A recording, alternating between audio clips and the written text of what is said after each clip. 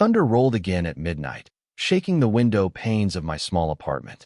I was curled up on my couch, wrapped in a blanket, listening to the storm rage outside. There's something about thunderstorms that always makes me feel both alive and utterly alone at the same time. The flash of lightning illuminated my living room for a split second, casting long shadows across the walls before plunging everything back into darkness. I've always lived alone in this building, apartment 3B, for the past 2 years since moving to the city. The solitude had become both my comfort and my prison. I'd gotten used to the rhythm of my own company, the sound of my own footsteps echoing through the rooms, the way I talked to myself when the silence became too heavy. That night, the storm seemed particularly fierce, as if the sky itself was trying to tear open. I remember thinking how the thunder felt like a physical presence, something alive and breathing just beyond my walls. It's funny how weather can mirror our emotions so perfectly sometimes. Inside, I felt just as turbulent as the storm outside, restless, charged with a strange energy I couldn't quite name. I'd been struggling with a sense of disconnection lately, like I was watching my life through a foggy window rather than actually living it. My friends had noticed too, commenting on how distant I'd become during our weekly video calls. But how could I explain to them that I felt stuck in a pattern I couldn't break? That I was yearning for something, or someone, to shake up my carefully constructed solitude? Let me explain why this matters. We all reach points in our lives where routine becomes so comfortable that we forget to look for anything more. We settle into patterns that feel safe, but leave us wondering if we're missing something essential. That night, as I listened to the storm, I was at exactly such a crossroads, comfortable in my isolation but desperately craving connection. The thunder outside seemed to be calling to something inside me, reminding me that life is meant to be tumultuous and unpredictable sometimes. I was just about to turn in for the night when it happened. 3 sharp knocks on my door cut through the sound of rain. My heart jumped into my throat. Who would be at my door at midnight during a thunderstorm? For a moment, I considered ignoring it. It was late. After all, and unexpected visitors rarely bring good news. But curiosity got the better of me, as it often does. I set down my mug of now-cold tea and made my way to the door, my sock-covered feet silent against the hardwood floor. When I peered through the peephole, I saw him, my neighbor from 3C, the one I'd exchanged nothing more than polite nods with in the hallway for the past year. He was standing there, slightly damp from the rain, with what I can only describe as a half-smile on his face, part apology for the late hour, part something else I couldn't quite read. I hesitated for just a moment before unlatching the chain and opening the door. "Hey," he said, running a hand through his slightly wet hair. "I'm really sorry to bother you so late, but my power just went out, and I noticed your lights were still on." That half-smile again, a little sheepish now. I was in the middle of something important on my laptop, and my battery's about to die. "Would you mind if I charged it here for a bit?" I stood there for a moment, taking him in. In our brief hallway encounters, I'd never really looked at him properly. He was taller than me by a few inches, with broad shoulders and the kind of strong jawline you see in commercials for expensive watches. His eyes were warm, a deep brown that crinkled slightly at the corners when he smiled. He was wearing a simple gray t-shirt that was now clinging to his shoulders from the rain, and faded jeans. There was nothing remarkable about his appearance, and yet, standing in my doorway at midnight, he suddenly seemed like the most interesting person in the world. "Of course," I heard myself say, stepping aside to let him in. "I'm not going to leave you in the dark during a storm like this." He smiled fully then, relief washing over his features. "Thank you so much. I'm Ryan, by the way. I know we've seen each other around, but I don't think we've ever properly introduced ourselves." "I'm Alex," I replied, suddenly very aware of my worn pajama pants and faded university sweatshirt. "Nice to officially meet you, even under these circumstances." Ryan stepped into my apartment, bringing with him the fresh scent of rain and something else, a subtle cologne that smelled like cedar and citrus. It was strange having another person in my space after so long of it being just mine. His presence seemed to fill the room in a way I hadn't anticipated, making my usually spacious living room feel smaller somehow. "Nice place," he commented, looking around at my bookshelves lined with paperbacks and the small collection of houseplants I'd managed to keep alive. "It's laid out exactly like mine, but somehow feels completely different." I gestured toward the outlet near my dining table. "You can plug in over there." Would you like some tea or coffee? I was just about to make some more for myself. Coffee would be amazing, if it's not too much trouble, he said, setting his laptop down and pulling the charger from his back pocket. I've got a deadline tomorrow, and I was hoping to get a bit more done tonight before the power decided to have other plans. As I moved to the kitchen to put the kettle on, I found myself wondering about him. What did he do for work? Had he lived in the building long? Was he seeing anyone? This last question caught me off guard. Why should I care about his relationship status? And yet, I realized I was hoping he wasn't attached. There was something about his presence that made me feel more alive than I had in months. While the water boiled, we fell into conversation. It turned out Ryan was a graphic designer who worked mainly from home. He'd moved into the building about 6 months before I did, which made him practically a veteran resident by our building standards, where people tended to come and go with the seasons. "So what do you do?" he asked, leaning against my kitchen counter in a way that seemed both casual and intentional. "I'm a translator," I replied, measuring coffee grounds into the French press. "Mostly technical documents, some literary work when I can get it. It's why I'm up at all hours sometimes. I work with clients in different time zones." He nodded, seeming genuinely interested. "That explains the books in different languages on your shelves. I noticed them when I came in. I've always been terrible at languages, barely passed Spanish in high school." The conversation flowed easily from there, moving from work to hobbies to favorite places in the city. There was something disarming about Ryan's manner, the way he listened intently when I spoke, as if what I was saying was the most interesting thing he'd heard all day. Outside, the storm continued to rage, but inside my apartment, a different kind of electricity was building. As we settled on the couch with our coffees, the power in the building flickered once, twice, and then went out completely, plunging us into darkness. For a moment, neither of us spoke, adjusting to the sudden change. Then Ryan laughed softly. "Well, so much for getting any more work done tonight," he said, his voice sounding closer in the darkness. "Do you have any candles?" I did, thankfully, a habit from growing up in an area prone to power outages. I carefully made my way to the kitchen drawer where I kept them, along with matches. Within minutes, my living room was bathed in the soft, flickering glow of candlelight, creating an atmosphere that felt intimate and slightly surreal. "This is nice," Ryan said, looking around at the transformed space. "There's something about candlelight that makes everything feel more, I don't know, authentic somehow." I knew exactly what he meant. In the soft glow, the sharp edges of reality seemed to blur a little. We were just two people, sharing a moment outside of ordinary time. The storm, the power outage, the late hour, it all combined to create a pocket of experience that felt separate from everyday life.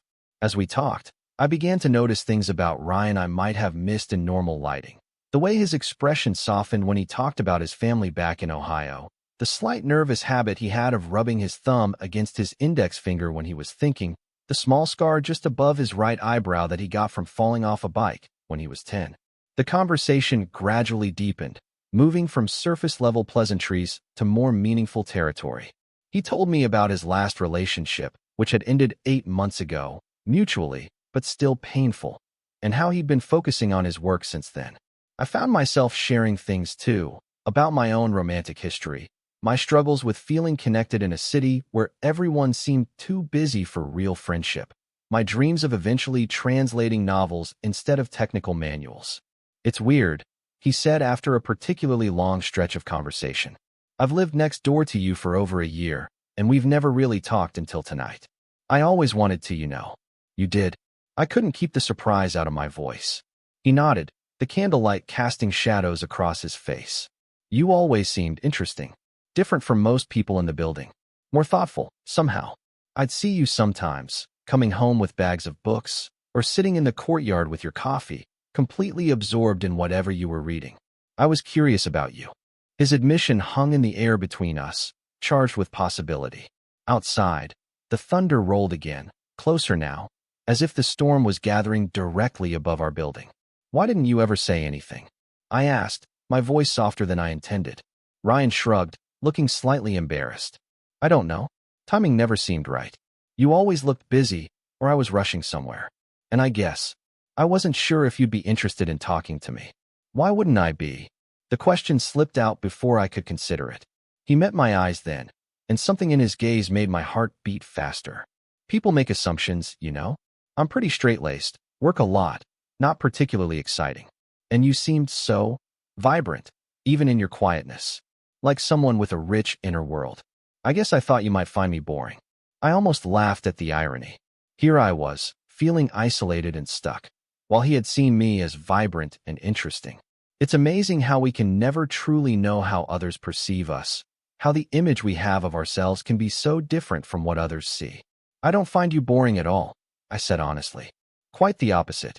A particularly loud crack of thunder made us both jump, followed by a flash of lightning so bright it illuminated the entire room for a split second, despite the drawn curtains. When the darkness returned, Ryan seemed closer than before, though I couldn't remember either of us moving. "Can I tell you something?" he asked, his voice lower now. I nodded, not trusting myself to speak. I didn't actually need to charge my laptop tonight. I mean, my power did go out, but my laptop had plenty of battery left. He paused, seeming to gather his courage. "I saw your lights on, and I wanted an excuse to finally talk to you. The storm gave me the courage, I guess." His confession hung in the air between us, as weighty and electric as the storm outside. I felt a rush of emotions, surprise, flattery, and something else, something that made my pulse quicken and my skin feel too warm despite the coolness of the apartment without heating. "I'm glad you knocked," I said finally, my voice barely above a whisper. The candlelight flickered as another rumble of thunder shook the building. In that moment, the distance between us on the couch seemed both vast and non-existent. I was acutely aware of every inch of space separating us, and yet I could feel his presence as if he were right beside me. "Alex," he said, my name sounding different somehow in his voice. "I don't want to misread anything here, but I feel like there's something, I don't know how to describe it, something happening between us. Am I imagining that?" I took a deep breath, feeling as though I stood at the edge of a cliff. The truth was, I had felt it too, that undercurrent of connection that went beyond the friendliness of neighbors or the camaraderie of new acquaintances. But admitting it felt risky, vulnerable in a way I hadn't allowed myself to be in a long time. "You're not imagining it," I said finally, choosing honesty over safety. "I feel it too." Ryan's expression changed then, relief and something else, desire, perhaps, washing over his features. He moved closer on the couch, slowly, giving me plenty of time to pull back if I wanted to. But I didn't want to. Instead, I found myself leaning toward him, drawn by a force that felt as inevitable as the storm outside. When his hand touched mine, it was like completing an electrical circuit. Something sparked between us, tangible and real. His fingers were warm as they intertwined with mine, and I marveled at how such a simple touch could feel so significant. "I've never done this before," he said softly, his eyes searching mine in the flickering light. "Done what?" I asked, though I thought I knew what he meant. "Felt this way about someone I barely know. It's like I've been waiting to meet you properly, without even realizing it." Outside, the rain began to ease, the spaces between thunderclaps growing longer. Inside, a different kind of storm was brewing, one made of shared glances, tentative touches, and words that carried more meaning than their simple sound should allow. As the night deepened around us, we talked more, laughed more, moved closer until there was barely any space between us on the couch. We shared stories from our childhoods, our hopes for the future, our fears and dreams, and all the small details that make up a life.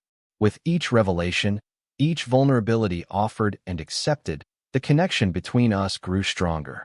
When Ryan finally kissed me, it felt both surprising and inevitable, like the resolution to a piece of music that had been building toward this moment all along. His lips were soft against mine, tentative at first, then more certain as I responded. The world narrowed to just this: the warmth of his mouth, the gentle pressure of his hand on my waist, the sound of our breathing in the quiet apartment. The power came back on sometime around 3 in the morning, startling us with the sudden brightness. We had been talking for hours, moving from the couch to the kitchen for more coffee, then back to the couch, our bodies gradually drawing closer together as the night progressed. The return of electricity seemed almost intrusive, breaking the spell that had fallen over us in the candlelit darkness. Ryan looked at me in the harsh light, a question in his eyes. "I should probably go," he said, though he made no move to leave. "It's late. Or early, depending on how you look at it." I replied, not wanting this night to end but unsure how to ask him to stay. He smiled that half-smile again, the one that had started everything when he stood at my door. I don't want to overstay my welcome. You haven't, I said simply. You could stay, if you wanted to. Just to sleep. I added quickly, not wanting him to misunderstand. It's still raining out there. The rain had indeed continued, though the thunder had moved on, rumbling now in the distance as the storm traveled away from us. Ryan looked toward the window, then back at me, his expression softening. I'd like that, he said. We turned off most of the lights, leaving just a small lamp on in the corner of the bedroom. There was a moment of awkwardness as we negotiated the intimacy of sharing a bed with someone who had been a stranger just hours before. But as we settled under the covers, his arm tentatively wrapping around my waist, it felt right somehow. Natural, as if we'd done this many times before. As I drifted toward sleep, listening to Ryan's breathing becoming deeper and more regular beside me, I thought about how unexpected life can be. How a thunderstorm and a midnight knock could change everything. How the neighbor I'd barely noticed before could suddenly become the most important person in my world. Morning came with soft sunlight filtering through the curtains, illuminating dust motes dancing in the air. For a moment, I wondered if I had dreamed the entire night. But then I felt the weight of Ryan's arm still around me, heard his soft breathing behind me, and knew it had all been real. He stirred as I moved, his eyes opening slowly, confusion flickering across his face for just a second before recognition and remembrance settled in. Then he smiled, not the half-smile from the night before, but a full, unguarded smile that lit up his entire face. "Good morning," he said, his voice rough with sleep. "Morning," I replied, suddenly shy in the daylight. Night had provided a cover, a special circumstance that made our connection seem magical and separate from reality. But in the morning light, I wondered if it would hold, if what we had found in the storm would survive in clear weather. Ryan seemed to sense my uncertainty. He reached out, brushing a strand of hair from my face with gentle fingers. "I meant everything I said last night," he told me, his eyes serious now. "This wasn't just, I don't know, storm madness or something." I laughed at his choice of words, feeling some of the tension ease from my body. "Storm madness? Is that a real condition?" He grinned, propping himself up on one elbow. "It could be. Temporary insanity brought on by atmospheric pressure changes and power outages. But if it is, I don't want to be cured." I looked at him then, really looked at him, at the warmth in his eyes, the sincerity in his expression, the way he was looking at me as if I were something precious he'd discovered. And I realized that whatever had started between us during the storm was real, tangible, worth exploring further. "What happens now?" I asked, voicing the question that had been hovering at the edges of my mind since I woke up. Ryan considered this for a moment. "Well, first I think I owe you breakfast, since you let me crash here and all. And then, maybe we could spend the day together? Get to know each other better in daylight. I don't have any deadlines until Monday." It was such a normal suggestion, so everyday and ordinary after the magic of our storm night connection. But perhaps that was the point, to bring what we had found into the light, to see if it could exist in the routine of daily life. "I'd like that," I said, smiling. "Though I should warn you, I'm very particular about my pancakes." "Pancakes, huh?" He raised an eyebrow. "That's quite an assumption. What if I was going to suggest we go out for breakfast?" "Were you?" He laughed, shaking his head. "No, I was definitely thinking pancakes. But now I'm intimidated by your high pancake standards." As we made our way to the kitchen, moving around each other with a familiarity that belied our short acquaintance, I thought about how the thunder had rolled again at midnight, bringing with it not destruction but possibility. How my straight neighbor had knocked with a half-smile that contained the beginning of something I hadn't known I was looking for. Outside, the world was washed clean by the storm, the morning sun glinting off wet leaves and puddles. Inside, something new was beginning, something that had started with thunder and a midnight knock, but that might grow into something lasting and real in the clear light of day. Total _count, 13,953.